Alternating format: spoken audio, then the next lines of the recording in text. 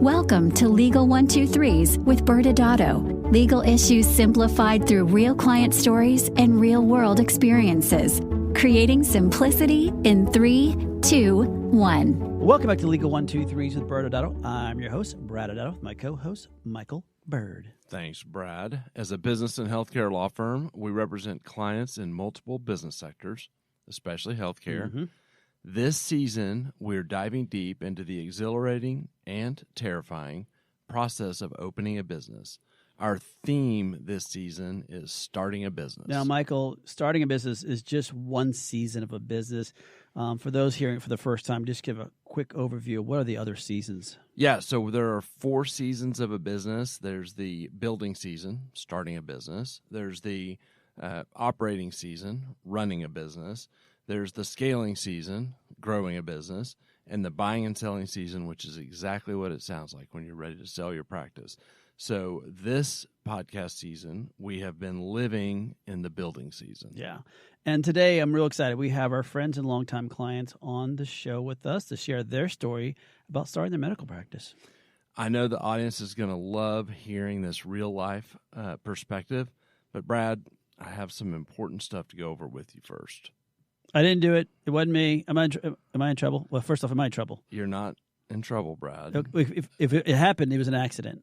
I'm getting suspicious. You do have a guilty look on your face. No, I want to revisit a conversation you and I had recently. I thought this needs to be on the air. Uh-oh.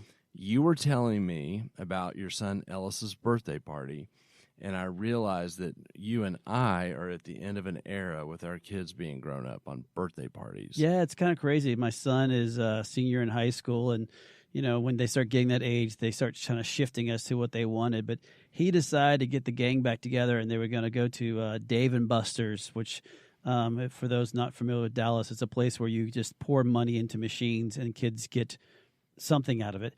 But we ended up having it on a snow day here in Dallas. So not only were the school was the schools already closed, but people were afraid to drive because there was like a slight bit of white powder on the ground, and so people showed up. But they had a blast. So that's the good news. Okay, well, so that sounds very similar to the types of parties my kids, and of course, for those in the audience that don't know, I have an army of kids. Yes, I have 5 of them, mostly grown up. But my 2 oldest kids are actually old enough that we had a couple of Chuck E. Cheese birthday parties back in the day. Oh, yeah. And they also got game cards, Brad, but it was a little bit different than that. I mean, I actually think I heard a stand-up say that Chuck E. Cheese was actually where COVID started. Well, yeah. Well, and the funny thing is, I'm sure most parents who have done the Chuck E. Cheese experience, they have done it. I don't think we ever had a party there, but I know I went to a lot of them. And I still remember one young kid at the party started just completely freaking out when the curtains opened up and the rats started singing and playing the music, and they didn't know what was going on. Between the kid getting freaked out by the rat, or back then, they still sold alcohol there, and so the line for adults to get a pitcher of beer was longer than the line to order food, and rightfully so. Yeah. All right. Well, talk a little bit. What are some of your most memorable birthday parties that either you got put together for Madeline and Ellis, or or that you attended?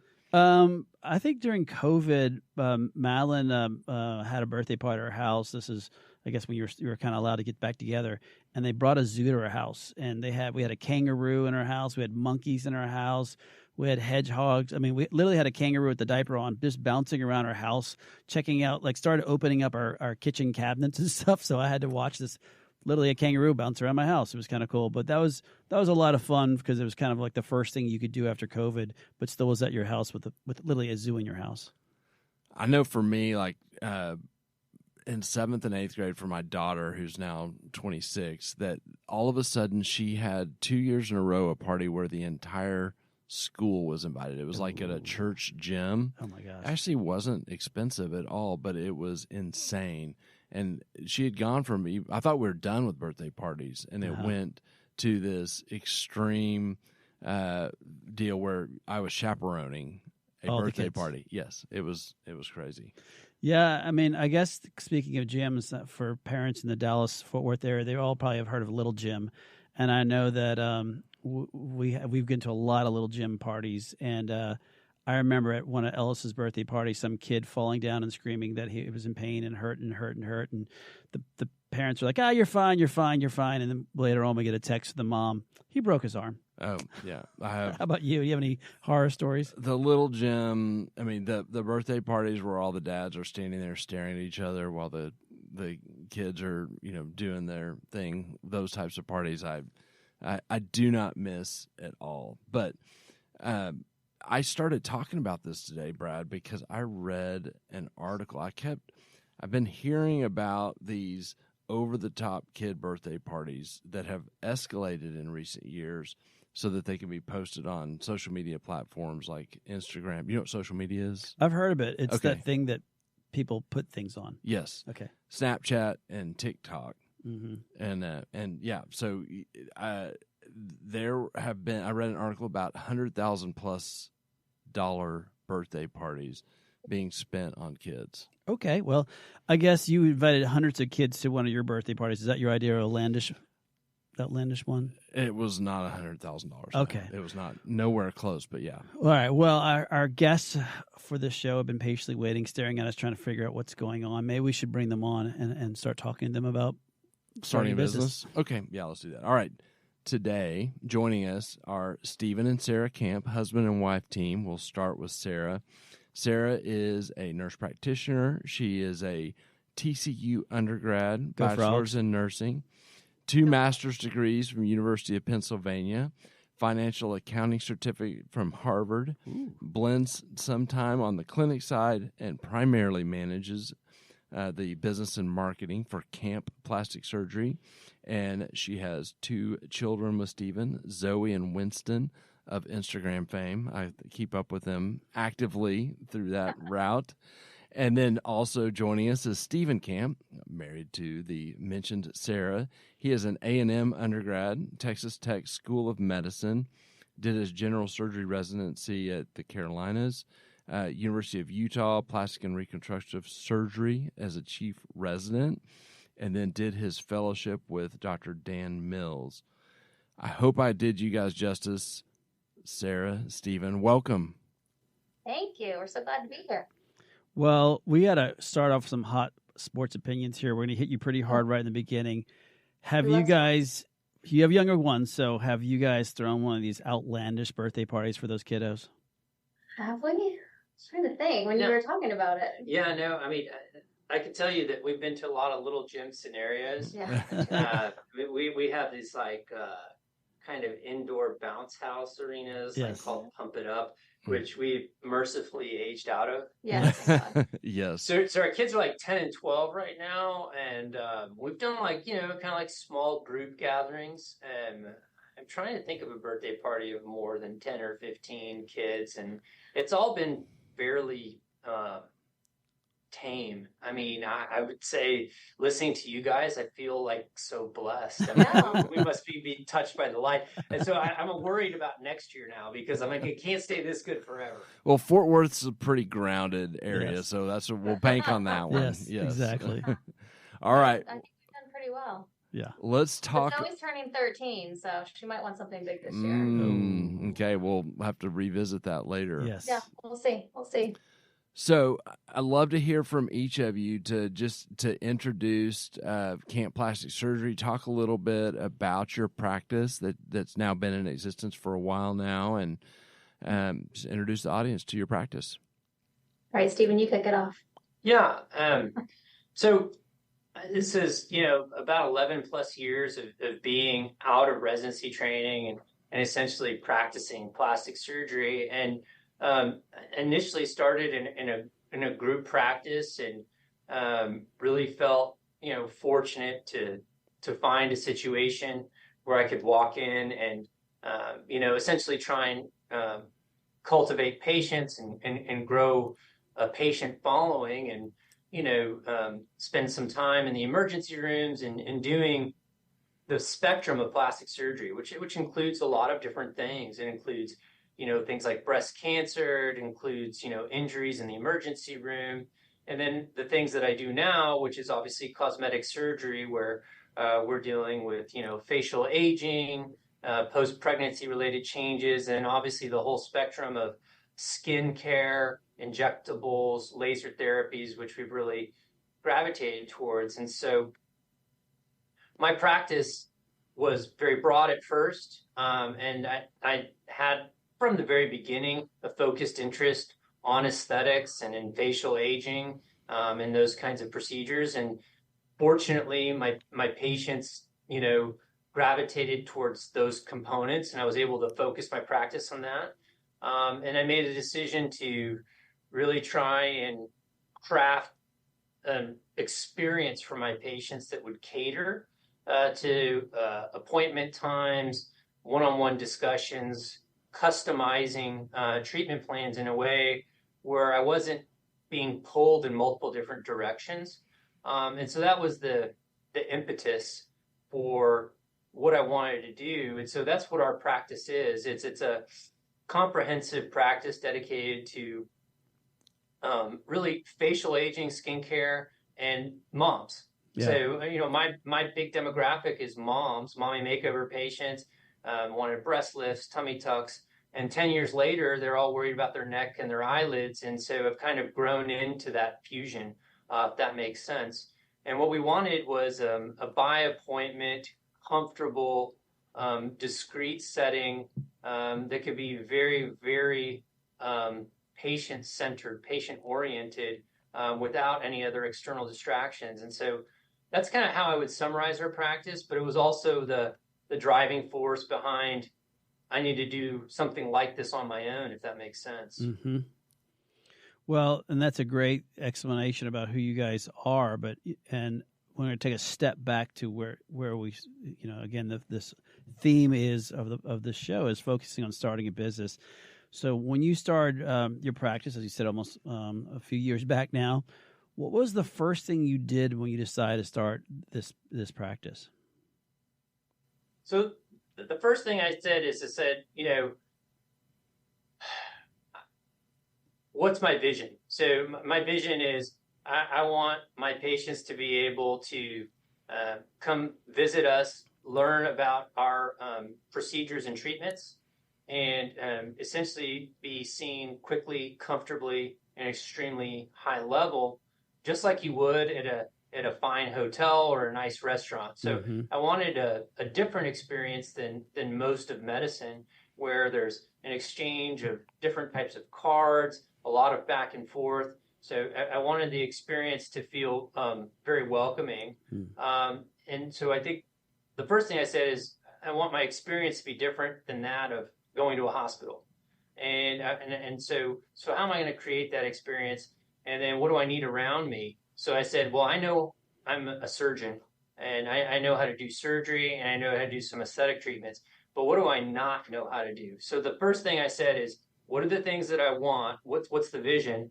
And what are the things I don't know how to do? I don't know how to answer phones. I don't know how to create service menus. I don't necessarily know how to do accounting. I mean, I can make change at Chick-fil-A with my kids, but I don't know how to do accounting. I don't know what I'm supposed to do and offer people that work for me in terms of benefits or salary. I don't know how to hire employees. And so I asked other people in other businesses, namely Sarah's dad, who was not in medicine, but ran businesses for many, many years. And so he started asking me questions that I had no answer to. And he goes, well, who's going to help you with your numbers? I was like, what do you mean? He was like, where's your accounting? He goes, where's your accounting? And I said, I don't have one. I just file my returns at the end of the year. And he just started shaking his head. He goes, how about your legal?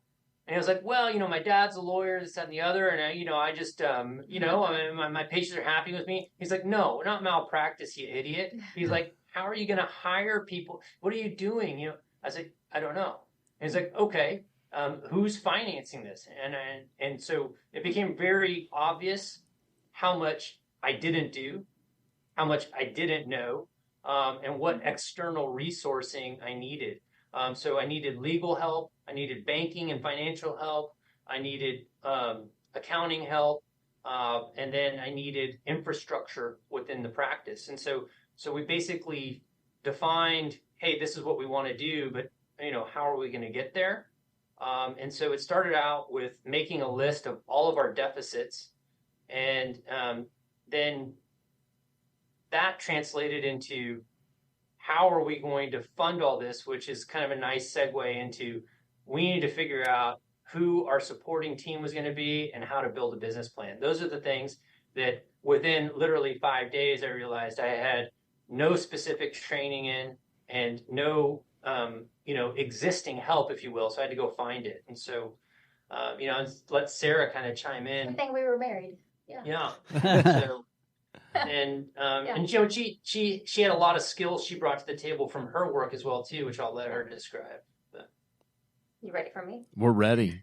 Okay. Well, so yes, I'm a nurse practitioner, and I'd been working in cardiac surgical critical care, but for the 6 years before we went out on our own, I'd been working actually for the American Heart Association as the national director of, I think it was, my title changed a bunch, but I'd been working in corporate development and in marketing and in research. So the national office kind of throws you wherever they want, where they're seeing you grow. And so I've been writing business plans, I've been writing grants, I've been learning how to put budgets together, just all sorts of cool stuff. And so when I was looking at what Stephen was doing in his group, I thought, I think we can kind of go off and do this on our own. I think we'd be a lot more happy because both of us really are entrepreneurs. We're not W-2 people. And I kind of felt that way even in high school and college. Like I always knew I wanted to own a business, but I didn't know what that business was. And then I went into nursing, which is kind of interesting. But I spent about a year just really studying and learning about plastic surgery before I finally told the AHA, I think I'm going to quit. And it was really hard for me to tell them I was going to quit because I loved my job, but I loved him more. And so... Congrats, Stephen. Yeah, good job. Yeah, but I was working full-time for the AHA, and but at night, I just really fell in love with plastic surgery. Just the elegance of it, like it being more like a high-end, restaurant or a high-end hotel, like he said, and that entrepreneurial spirit that you can have. And so I started writing our business plan, and same as he said, like I did have understanding of how to put together a balance sheet and a P&L, but I'm not at the accountant level or the lawyer, obviously not a lawyer. And I was like, well, we do need these experts to help us. And so, yeah, that's when we made the phone call to y'all. Yeah. Through some friends of ours that knew y'all, and thank God you took the call. So it's kind of our background. I have vivid memories of that time together, and they're good. Yes. They're good memories. It was I felt it was a privilege to be kind of by your side through that. Well, thank you. It was actually one of the things that I thought about when you asked the question, what do you need if you're going to do this? Jump off on your own. And what I said was, if you do work in this type of business, you need an advisor who's willing to talk to you like you did at night and on the weekends, because sometimes that's the only time that we were free. And or it was when I was having a complete panic attack and I knew I could just call.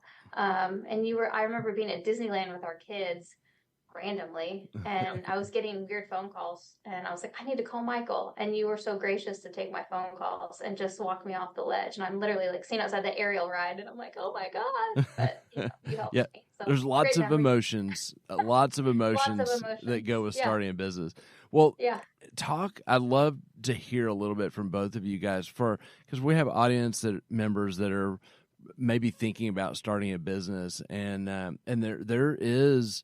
It's not for the faint of heart. I mean, not only do you need to have that entrepreneurial spirit, but there's a lot of emotions that go with leaving your current known quantity and then starting on your own. Love to kind of hear y'all's journey.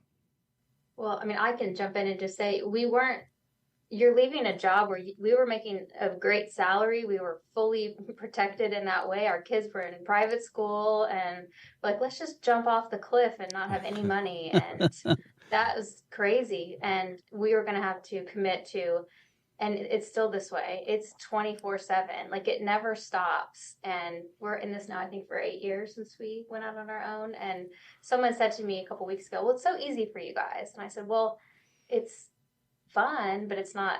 It never stops, and so if you want to do it, you just have to know it's a lot of work, but it's fun work. But it's definitely, we have our moments of oh my God, this is a lot of work. So Yeah, I think one of the things that has happened since we decided to open up our own practice, our own business, if you will, and then kind of learn how to surround ourselves with good resource. And that can come in many different forms. There isn't just one way of doing it, and there isn't a requisite list of things. But one of the deficiencies that I ran into, or I felt like I found, is a lot of people that had been in practice that I leaned on, that were my mentors, if you will, had been doing it for quite some time. And I was 35 years old starting practice, taking advice from people at 55 and 65 years. And I think that there's this, you guys talked about the seasons of different practices. There's this portion of time where you have almost amnesia of what the startup and growth phases are really like. Yes. And I think the thing when I'm talking to people who are leaving residency or trying to contemplate, hey, you did this, tell me what you did, is tempering the excitement with the terror. Like she described being excited about being an entrepreneur. Yeah. And I remember being terrified. Yeah, you were. And, and part of it was because, like, as a surgeon, I was used to understanding, like, I don't do anything without a diagnosis and then a requisite plan that leads to my treatment. So essentially, I'm never walking into something not feeling like I know what I'm getting myself into. And I think when it comes to taking financial chances of building and then kind of correlating how many people are going to come visit you on a given month translates into the real numbers, right? That's how businesses work. That is not how the physician's mind works, at least not out of the gate. Right. At least mine didn't at all. And so there's this gap between you've seen your mentors do it, but like how exactly did they get started? What was the process of getting started? And what was the process of evolving? Those, I think, were the things that we learned along the way. And a mistake I see a lot of people make is saying, well, you need to budget this or budget that, and they skimp on the help. And so they try and do too much of the accounting on their own, and they try and have incomplete human resources programs and employee manuals and other tools that can really be streamlined with the right help. And so I think we go to these conferences, and even in our professional societies, which I know you guys participate in, and as an aside, thank you for that. There's this presentation, and there's almost an insinuation after you listen to speakers talk about finance, about practice management, about employees, about EMR, that you just basically unpack each one of those and then put it on your own jump drive, and then you make it happen yourself. And I think that's the gap, is realizing what are my advisors going to look like and how closely do I lean on them? And then to the the credit of what you guys helped us do and the friendship that's ensued from that, find people that are responsive. Obviously there's reputation and there's hiring, but if you can find a responsive group of people, that means that they're invested in your goals, they believe in you, and that, their success is your success and vice versa. And so I don't know if that's in line with what you were looking for, but those are the things that I learned, is that there's, like we learn about planning for the future and writing a business plan, but exactly what's the flow. And then there's a time course in doing these kinds of things. And that's what I kind of, learned along the way. The other thing is that people get impatient. And I want to remind anybody who's starting a med spa, a business, a plastic surgery practice, that what you're doing very much in all of medicine is being a lifelong student. Mm-hmm. And approach this in that vein, and that will help ease some of the fear and allow patience to enter into the equation. If you put yourself in a phase of permanent development, so people will ask me, like, your practice looks like it's gotten better. It looks like you guys have been successful. How did you get there? So their question is like, it's a very binary question. Like, how did you get there? And my answer really is reductive in the sense that it's constant development. So if I'm developing myself and I'm developing my employees and I'm developing each facet of my practice, we can't help but spontaneously and organically grow in a way where we're supporting each other. And so I think the biggest takeaway for me is become a developer of myself, become a developer of my team, and don't look for people who have everything. No one has everything. I don't have everything, and no employee I have will ever either. But I can have people with the right mindset. And then when we put that together, that creates our culture. And I think the development and the consistency of having a culture in the office is all a byproduct of that thinking and the resource of help we've gotten from people like you guys. Amazing. Yeah. Sarah, do you have any final piece of advice before we let you guys go and go on to a commercial break? On that question, or just advice on business plans? Or any final piece of advice for someone thinking about starting a business? I think just my best piece of advice is be good to your staff. I think it's really my most proud achievement. We've had almost zero turnover in the 7-8 years we've done this, and we've grown from a staff of 3 to 25. Wow. And I consider them family, and they come to me with what they need. And it's so easy to be kind. And I have my slip ups, I have my moments when I'm having a bad day. And when you have that, you have to go apologize immediately. Mm-hmm. And I think that I know there are bosses out there that treat their employees poorly, and they have high turnover rates, and it shows in those offices. And we have a great office, and we love our team. So that's my biggest piece of advice, is treat your people well. Amazing. Well, I can't believe our time just flew by. You guys were incredible. Thank you for sharing part of your story. I think it'll be incredibly helpful for people to kind of hear the realness of what it's like. What we'll do next is we'll say goodbye. We'll go to a commercial, and then Brad will come back and do a quick little legal wrap-up. Sure. Thank you, guys. Thank you, guys. Love it. Many business owners use legal counsel as a last resort rather than as a proactive tool that can further their success. Why?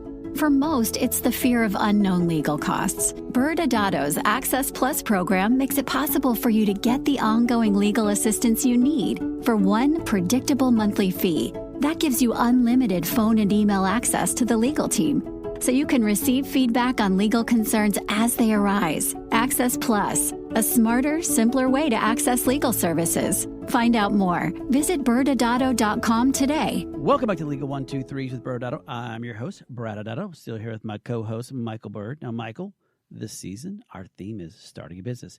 And we've been really camping out on this building nice season. dad joke. I know. And there's a lot of things happening with this. And, just hearing the camps talk about how terrifying it can be to be an entrepreneur and finding the right people through this journey and how hard that can be for them. But at the end of the day, they actually needed a business entity to start. So maybe we can just give a little bit more information on camping out on building the business entity. Sure. So from a purely blocking and tackling perspective, to form a business entity requires two big steps. One is you form something in the state, and in this case, it would need to be a professional entity. If you're providing medical services, it has to be something that's allowed. So a professional entity, then you have to get an EIN number. Now, what I will caution everyone, and we've talked about this at various points in other shows, is that it's not as – there's some strategy that goes into it, some real opportunity that goes. I would spend more time talking about it, but there's a new law that comes out. I'd love for you to talk about this Corporate Transparency Act. Yes, audience members, if you don't know about the CTA, or the Corporate Transparency Act, this is a new law that the federal government came up with as a means to make your life miserable. It's extremely heavy administrative. It's really there to help, protect people from finding out whether or not these entities are real or not. And there's a certain information that you're going to have to share on this federal website. And a lot of people are like, well, does it apply to me? And the vast majority of the closely held entities in the United States, it probably will. So like your certain limited liability companies or corporations or your professional entities, as Michael said, most likely will qualify. And there's certain things that make it so you won't. But so like, your Apples and your IBMs, they don't qualify, but your typical mom and pop shops do.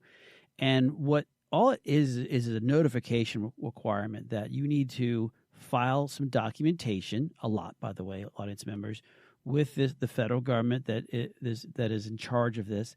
And you have to do it by the end of this year if your entity was formed before the end of last year. If you were formed in 2024, which is this year, you have 90 days to do it. And then going forward for all those in 2025, when you form a new entity, the federal government expects that you give them this information within 30 days.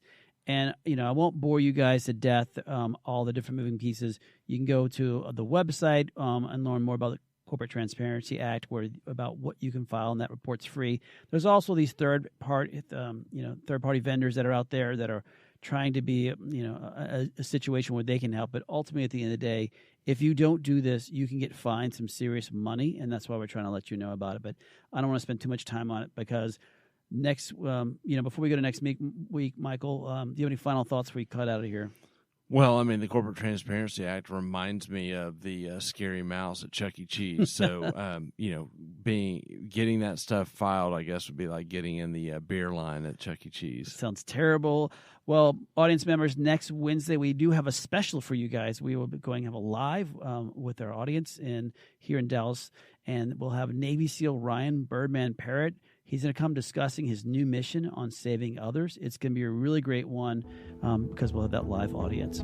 Thanks again for joining us today. And remember, if you like this episode, please subscribe. Make sure to give us a 5-star rating and share with your friends. You can also sign up for the ByrdAdatto newsletter by going to our website at ByrdAdatto.com. ByrdAdatto is providing this podcast as a public service. This podcast is for educational purposes only. This podcast does not constitute legal advice, nor does it establish an attorney-client relationship. Reference to any specific product or entity does not constitute an endorsement or recommendation by ByrdAdatto. The views expressed by guests are their own, and their appearance on the program does not imply an endorsement of them or any entity they represent. Please consult with an attorney on your legal issues.